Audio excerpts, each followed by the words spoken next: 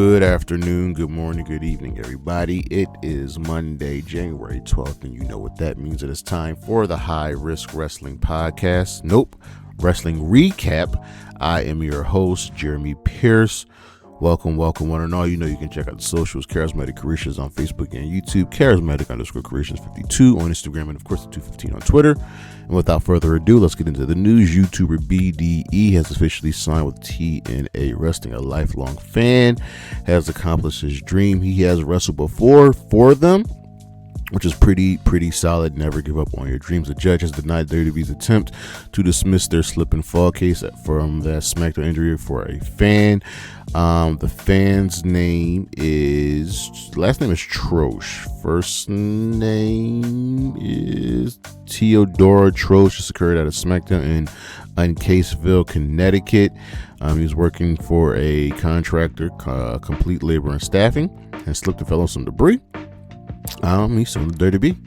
Jordan Grace will officially be a part of the SmackDown roster because they so desperately need it, with the majority of the women either out or tied up in the tag team division. They need a top challenger, and that is none other than Miss Jordan Grace. The WWE has their eyes on a few New Japan products. They want the tag team Itoh Ice, who have already made it clear that they're not signing with the WWE, but the WWE is still going to pursue them. They also are looking to try to get David Finlay, whose contract is expiring or will be expiring soon, and they also would like to get their hands on Gabe Kidd. I think Finlay's more probably going to happen, whereas I think Gabe Kidd is definitely not going to happen. I can either see him staying in New Japan or signing with AEW. A former TNA star has debuted for the WWE. Jake something, now known as Jack Doyle, has signed with AEW. He's all elite, and he's now part of the Don Callis family. Cedric Alexander and Mustafa Ali have both re-signed with TNA, which is good news on them. Remember, these dudes at one point were considered the heart and soul of 205 Live. I was kind of expecting Alexander to maybe go over to AEW and join the Hurt Syndicate. Ring of Honor on their side, Zeta Steel has actually ended up joining Skyflight, replacing Layla Gray while she's out with an injury. And if you guys haven't paid attention, AEW and Ring of Honor, more so Ring of Honor, has slowly been building a mixed tag team division, mixed trios division. It's looking really good. Let's see what happens. They're very high on a current AEW champion. They want Powerhouse Hobbs, who's still in the country to AEW, who is a current champion. They want Hobbs. I hope Hobbs doesn't go there. Maki Itoh has signed with Stardom. She is the mystery signing that they have been teasing. This was revealed at their January 10th event, which hopefully means more Maki Itoh and AEW. And another talent is leaving TNA. That would be none other than Killer Kelly. Her contract has expired. She is a mother, so new mother at that. So maybe she'll take some time off, but hopefully I would love to see her back in TNA. On the injury side of things, Stephanie Vickers' injury is not bad, which is why they did not really have her relinquish the championship, but she will not be wrestling for just a little bit. Jake Roberts has announced that he will probably end up having another major surgery after ongoing issues from his previous health. He has a couple struggles, but he's still in good spirits. Jay White, who appeared at Wrestle Kingdom 20, is still out with injury. There's no timetable on his return. Elton Prince is out for the foreseeable future. He just had fusion neck surgery, so it looks like his tag team partner Kit Wilson will be going at it alone. Tiffany Stratton is out with a little brief injury. Hopefully things work out for her. SmackDown definitely needs her, but that is the news. We should be right back with the week in review.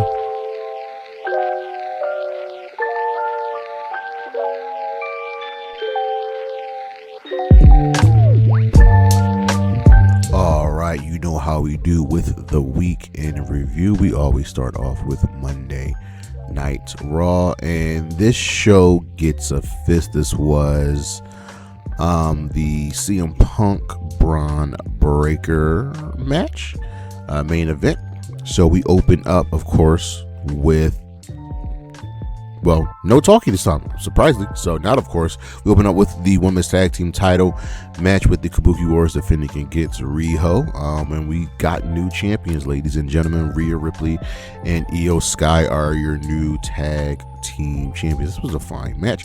We were backstage with Adam Pearce, congratulating our new champions, and then Gunther gloated about making John Cena tap once again. He heads to the ring where he's confronted by AJ Styles, who slaps the taste out of his mouth, which pisses Gunther off. So Gunther goes backstage to demand a match against AJ Styles, which AJ accepted. Then we had Maxine Dupree defending the Intercontinental Championship against Becky Lynch, and Becky was aggressive early. Maxine looked a little lost here, but she was still skilled enough to put Becky on her toes, but Becky ultimately grabbed the ropes for the win during an ankle lock and turned that into a pin. So she didn't actually really beat Maxine Dupree. She actually survived Maxine Dupree, and we have a new Intercontinental Champion. The Usos issued an open challenge in the ring, so we'll see who steps up to take on our tag team champions. Stephanie Becker, she appeared in a walking boot and spoke about her injury and perseverance, where she said she's not relinquishing the title, and she was ended up being attacked by Raquel Rodriguez, who attacked that ankle once again and dropped her with a Tejana bomb as she's being escorted to the back. And once she gets to the back, she's attacked once again by Raquel Rodriguez. We were backstage with Rey Mysterio and Dragon Lee, and Penta joined them, so they're going to be able to take on the Vision. So we'll see what happens there. Our main events. Actually, no. Before we even get to that, we have Lyra Valkyria taking on Liv Morgan. This is kind of setting up things for the tag team titles. Ultimately, Liv Morgan won in a solid match after Bayley chased Roxanne Perez off, allowing Liv Morgan to get the win in a main event match. CM Punk defended the World Heavyweight Championship against Bron Breakker. And ultimately, honestly, ladies and gentlemen, Bron outclassed CM Punk in every way, but Punk used his veteran wiles, escaped all of the distractions, interference from the Vision. He was backed up by like I said, Penta, Dragon Lee, and Rey Mysterio. Ultimately, CM Punk got the win with the GTS. So this show gets a fist, like I said before, over on Dynamite. We're moving things along towards Revolution, but first we got to get through Maximum Carnage and I believe Grand Slam, Australia. We started out backstage with Renee Paquette reporting that Jet Speed were attacked. And it looks like it was a Don Callis family and the Demand. Ricochet denied it, but he said he did put out a bounty on Jet Speed. It was revealed that Mark Davis and Jack Doyle were named as the attackers. So the scheduled 6-man tag match will have a change. Then we had John Moxley taking on Shelton Benjamin. This was a Continental Championship Eliminator match. So Shelton either had to get the W or survive the 20 minutes and he would get a title shot. This was really, really good, man. This was a solid match. Mox just got out wrestled, but he's a fighter and he took the fight straight to Shelton Benjamin. Ultimately, Mox won, scoring a roll up, and they shook hands afterwards. I could definitely see these two go again. And then we had Excalibur plugging Maximum Carnage. Darby was backstage looking for Pac, and we got a recap of Okada retiring Tanahashi. The Gates of Agony and Ricochet took on Jack Perry and his tag team partners, who ended up being none other than the Young Bucks, returning to the Super Kick Party theme. This was a really, really fun match with Jack Perry and the Young Bucks getting the win. I don't like the man taking so many losses, but something's got to give in the future. After the match, Mark Davis, Jack Doyle attacked Perry until Jet Speed ran down. They were hurt. They couldn't really do anything. Lights went out. Lights came back on. Andrade El Idolo appeared and helped turn the tide for the Don Callis family. FTR stood on the ring. Stood at the top of the ramp watching. Okay. Backstage, Renee interviewed Willow Nightingale, who celebrated her win over Mercedes Martinez Monet, and she declared that this is the start of the Willow Two Belts tour.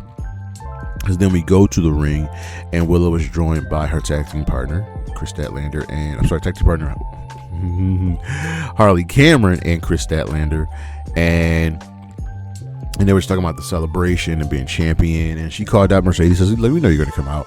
Mercedes came out all morning and tired. She destroyed the set and ultimately got powerbombed through the cake. We had a promo. Mark Briscoe, who was getting that itch, he's happy that Willow brought some more gold to the conglomeration, but he is ready for Hachicero on Collision. Bandido took on Sammy Guevara in a really, really solid match. This was just a showcase for Bandido until he gets his world title match on Maximum Carnage, and he ultimately got the W, so I like this. Sammy's been doing just fine in Ring of Honor. After the match, MJF came out with his translator, who was Jonathan Cruz. He patronized Bandido and mocked Lucha Libre. Bandido revealed that he speaks English. Low blows were exchanged. He ultimately ended up hitting the 21 plex on both. Well, he laid out Cruz and he dropped MJF with the 21 plex. Tony Storm took on Marina Shafir. This match ended in the DQ after Will Yuta pulled out the ref. We're not done with these two. We're definitely not done with Marina and Tony Storm. As Pac was being interviewed backstage, Darby Allin attacked him with the fire extinguisher and slammed him into the garage door. And in the main event was the Lights Out match, Powerhouse Hobbs and Hook taking on Swerve Strickland and Adam Page, which I cannot believe this is actually going down. There was definitely immediate chaos, and we had everything from chairs, the tables, the staple guns, the cinder blocks were used. Hangman hit a buckshot lariat, hung Hook over the top rope after dropping Hobbs with the dead eye on the concrete slabs, and Hook tapped out. This was a fun show. It gets a fist. I wanted to give it a thumbs up, but ultimately it was still a really good show. Over on Impact, we were preparing for the AMC debut. This show, ladies and gentlemen, I believe only had 3 matches, if I'm not mistaken. So we opened up with the Hardys, who said the Righteous were crossing the line. The Righteous, listen, they said they're Die Hardys, and they just want to make the Hardys righteous, and they proposed a friendly competition, at Genesis, whereas Matt wants a fight, and the Righteous is like, we're not fighting tonight. The destination is Genesis. We were interviewed backstage with Gia Miller and Steve Macklin, who vowed to get the International Championship back, and Eric Young warned Macklin that if he fails, Eric Young will complete his mission to claim that the cleanse is still coming. Harley Hudson took on Danny Luna. This was a solid match, but Danny Luna ultimately got the W. They've turned into a good heel, even though I think Harley and Mila should be more than just kind of enhancement talent. They did hype them up, but the time will come.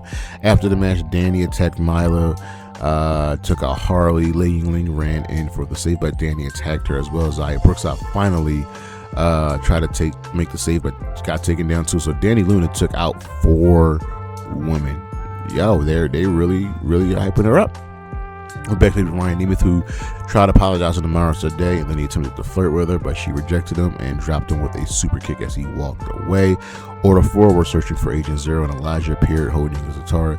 Agent Zero was revealed laid out on the floor. The Elegance brand still during the search for Mr. Elegance, and an identified wrestler from under the table vowed to protect the Elegance brand. We were then in the ring with Order 4, who ultimately got chased off by Elijah on horseback.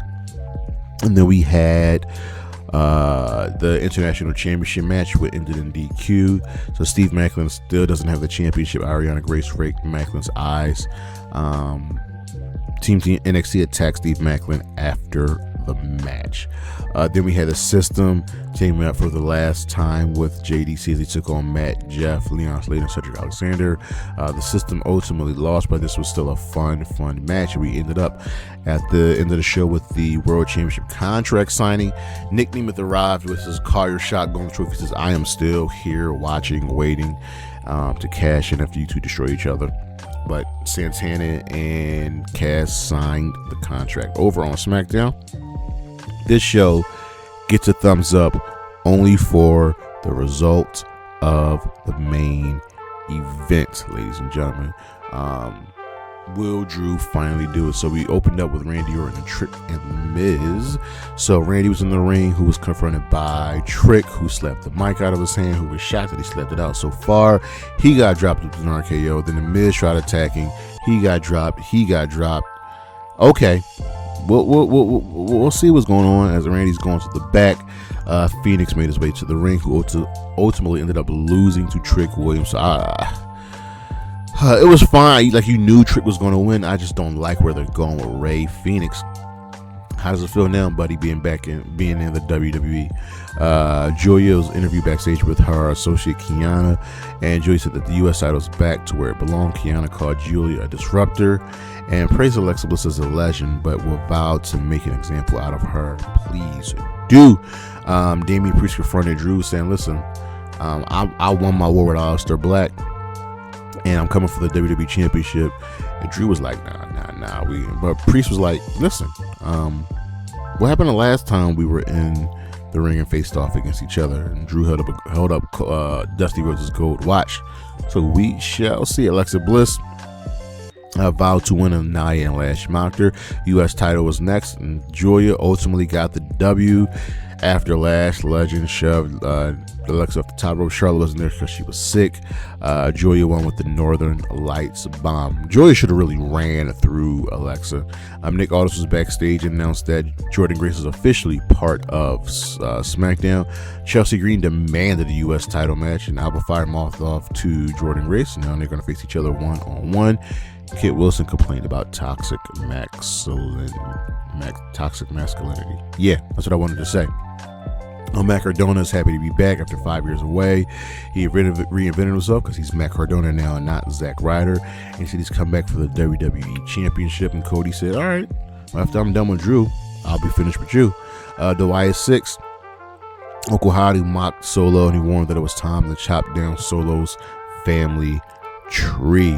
We ended up having the YS6 versus Solos and MFT in a solid match, but ultimately the MFT won. And again, I don't think this is over between them. Miz bragged about chasing another U.S. title reign, and Melo mocked him. Was like, "Bro, whatever." He pretended that Orton was behind him. Hayes told Dragunov that he'd be honored to face him again. Dragunov teased a new idea. Jordynne Grace defeated Alba Fire in about 2 minutes, which sucked because in another universe, real ones know just how good Alba Fire is. After the match, Jake confronted Jordynne Grace on the stage. Sammy said he hoped Drew would win because he's never beaten Drew and he wanted to defeat Drew, but he thinks Cody's going to win. And then we had Axiom was talking to Nathan Frazier, who ended up masking himself really to be Johnny Gargano, attacking Nathan Frazier until the Real Axiom ran him off. And then Carmelo Hayes ended up defeating Shinsuke Nakamura to retain the United States Championship. Then we had our main event, ladies and gentlemen, 2 out of 3 falls match, 3 stages of hell. Cody, Drew. First stage was a regular singles match, which Drew McIntyre won with the Claymore. Second stage was falls count anywhere. They fought through the crowd. Drew powerbombed Cody through a table, but ultimately, Cody won, hitting a crossroads on the announced deaths. And the final stage was steel cage match. Cody hit a Cody cutter from that cage. Drew nearly escaped, but as he was escaping, Jacob Fatu showed up, attacked Cody, allowing Drew to leave the ring and become your new WWE champion. Let that sink in, ladies and gentlemen. They actually did it. They actually let Drew McIntyre win. I'm shocked. I am. I'm shocked, ladies and gentlemen. Over on Collision, we're just kind of moving things along. This is, standard Collision. Opening counters with Death Fighters, Pac, Yuta, Dan Garcia taking on Skyflight, Dante Darius, and Scorpio Sky. This was a good match. I could definitely see these 2 teams going at it again. A lot of back and forth. Definitely going forward. Looking forward to seeing Pac and Dante Martin in a one-on-one match. But ultimately, the Death Riders won. Zeta Steel, who's now part of Skyflight, confronted Marina Shafir, while Pac is the camera warning Darby Allin he's going to get what's coming to him. And Megan Bing, Marina Shafir's technically partner, ended up attacking her and dropping her with a running powerbomb. We were backstage with the conglomeration. We were with Orange and Mark Briscoe. And Ryder's like, "I'm not a part of this group." Ryder Strong said he isn't done with the Death Riders. Briscoe spoke about momentum, praised Willow and Warren Hachicero. And we're going to have some fun with it. Brody King in a replacement match just ran through Barrett Brown. 1, 2, 3. It was over. This drone went a minute, if that. We were back to the Don Callis family. And once again, Josh Alexander and Lance Archer were beating up people. Josh Alexander is a psychopath. Clon took on Komander in a fantastic match. This might be my favorite match of the entire week. Clon and Komander was so good. Ultimately, Clon got the win with the portal bomb. Mina Shikawa took on Lady Frost. Someone was giving Mina some flowers because we saw on Dynamite that she now might be in a throuple with Orange Cassidy and Toni Storm, but she ultimately beat Lady Frost with the figure 4. Then we got a promo video package from Mercedes Moné, who she was still covered in cake, dismissed Willow as not a hero, and she declared herself an icon and that she's taking a break, but when she returns she's going to collect even more titles. The TNT Championship match, Mark Briscoe Hachicero, was really good because it's Mark Briscoe Hachicero. Ultimately, Mark Briscoe won with the J Driller. After the match, Orange Cassidy celebrated, everybody came out, and Roderick Strong reluctantly shook hands. Lexi was interviewing the Grizzled Young Veterans, Eddie Kingston and Ortiz, and they're going to have this tag team match on Maximum Carnage. They kind of have respect for each other, but they will beat each other up.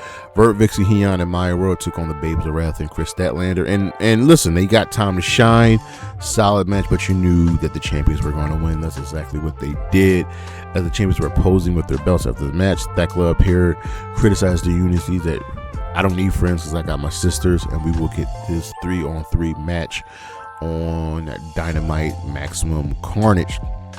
Then we were at Japan, and Callis was happy, but he was confronted by Fletcher. Was like, yo, talk to Okada because he messed up the plan. And Callis deflecting said, yo, I never wanted you in the Continental Classic.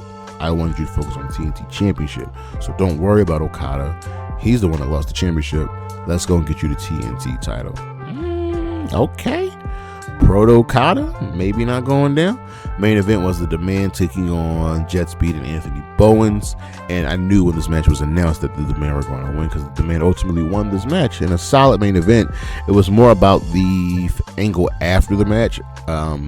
Jet Speed and Anthony Bowens fought off the rest of the family who rushed the ring, and then Conglomeration and Roderick Strong rushed the ring. So we've got factions and factions. Max Caster, who maybe was going to help, we don't know, but I like this angle. Keep this story primarily on Collision and make it something to look forward to. Our matches of the week from Monday Night Raw: CM Punk versus Bron Breakker for the World Heavyweight Championship. From Dynamite, Jack Perry and the Young Bucks versus The Man. From also Dynamite, Bandido versus Sammy Guevara. From Smackdown, the WWE Championship match defended in 3 stages for hell: Drew McIntyre versus Cody Rhodes. And from Collision, if you watch one match from last week, go and watch the Clon Komander match. I absolutely loved it. Our stars of the week: Drew McIntyre, Io Sky and Rhea Ripley for becoming your new women's tag team champions, Becky Lynch for becoming your new intercontinental champion, and of course the one and only Maki Itoh for signing with Stardom. That is our show, ladies and gentlemen. Thank you for listening. Thank you for watching. Look on screen what we got coming up. Check out the socials: Charismatic Creations on Facebook and YouTube, Charismatic_Creations 52 on Instagram, and of course the 215 on Twitter. I'll see you when I see you. Peace.